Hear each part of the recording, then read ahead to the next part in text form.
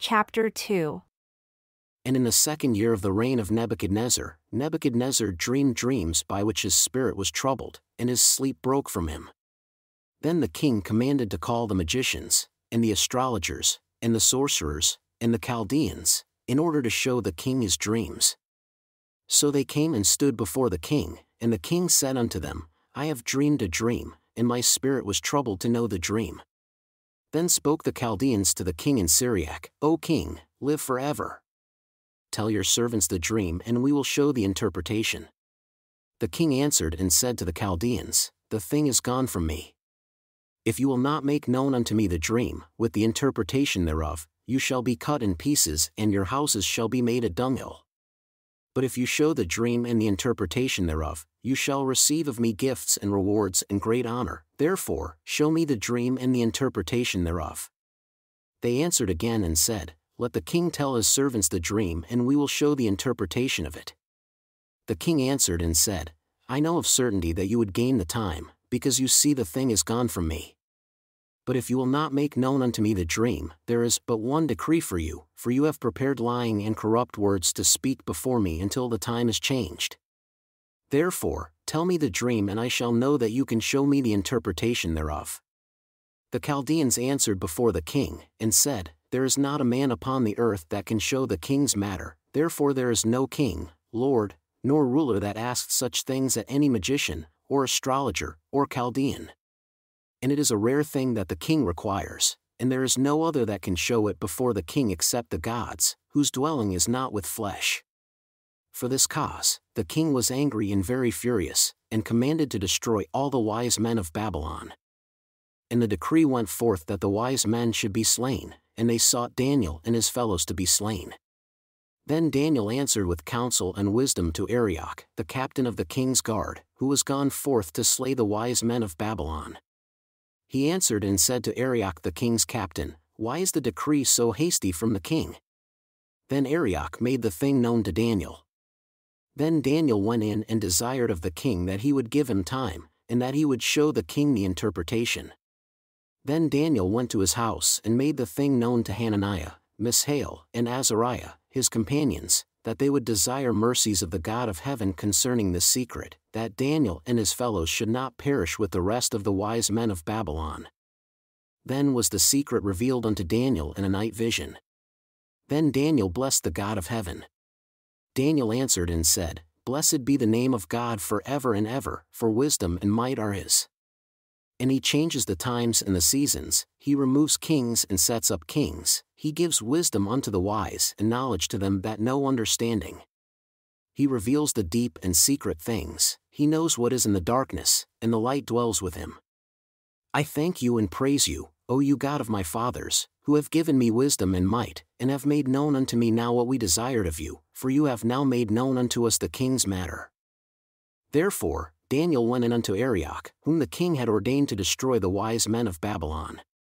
He went and said thus unto him, Destroy not the wise men of Babylon. Bring me in before the king, and I will show unto the king the interpretation. Then Arioch brought in Daniel before the king in haste, and said thus unto him, I have found a man of the captives of Judah that will make known unto the king the interpretation. The king answered and said to Daniel, whose name was Belteshazzar, Are you able to make known unto me the dream which I have seen and the interpretation thereof? Daniel answered in the presence of the king and said, The secret which the king has demanded cannot the wise men, the astrologers, the magicians, the fortune-tellers show unto the king. But there is a God in heaven that reveals secrets, and makes known to the king Nebuchadnezzar what shall be in the latter days. Your dream, and the visions of your head upon your bed, are these. As for you, O king, your thoughts came into your mind upon your bed, what should come to pass hereafter. And he that reveals secrets makes known to you what shall come to pass. But as for me, this secret is not revealed to me for any wisdom that I have more than any living, but for their sakes that shall make known the interpretation to the king, and that you might know the thoughts of your heart. You, O king, saw and beheld a great image. This great image, whose brightness was excellent, stood before you, and the form thereof was terrible. This image's head was of fine gold, his breast and his arms of silver, his belly and his thighs of brass, his legs of iron, his feet, part of iron and part of clay. You saw until a stone was cut out without hands, which smote the image upon his feet that were of iron and clay and broke them to pieces. Then was the iron, the clay, the brass, the silver, and the gold broken to pieces together, and became like the chaff of the summer threshing floors, and the wind carried them away, that no place was found for them. And the stone that smote the image became a great mountain and filled the whole earth. This is the dream, and we will tell the interpretation thereof before the king. You, O king, are a king of kings, for the God of heaven has given you a kingdom, power, and strength, and glory. And wheresoever the children of men dwell, the beasts of the field and the fowls of the heaven has he given into your hand, and has made you ruler over them all. You are this head of gold. And after you shall arise another kingdom inferior to you, and another third kingdom of brass, which shall bear rule over all the earth. And the fourth kingdom shall be strong as iron, forasmuch as iron breaks in pieces and subdues all things, and as iron that breaks all these shall it break in pieces and bruise. And whereas you saw the feet and toes, part of potter's clay and part of iron, the kingdom shall be divided, but there shall be in it of the strength of the iron, forasmuch as you saw the iron mixed with miry clay. And as the toes of the feet were part of iron and part of clay, so the kingdom shall be partly strong and partly broken. And whereas you saw iron mixed with miry clay, they shall mingle themselves with the seed of men, but they shall not cleave one to another, even as iron is not mixed with clay. And in the days of these kings shall the God of heaven set up a kingdom which shall never be destroyed. And the kingdom shall not be left to other people, but it shall break in pieces and consume all these kingdoms, and it shall stand forever. Forasmuch as you saw that the stone was cut out of the mountain without hands, and that it broke in pieces the iron, the brass, the clay, the silver, and the gold, the great God has made known to the king what shall come to pass hereafter. And the dream is certain, and the interpretation thereof sure. Then the king Nebuchadnezzar fell upon his face and worshipped Daniel, and commanded that they should offer an offering and sweet odors unto him.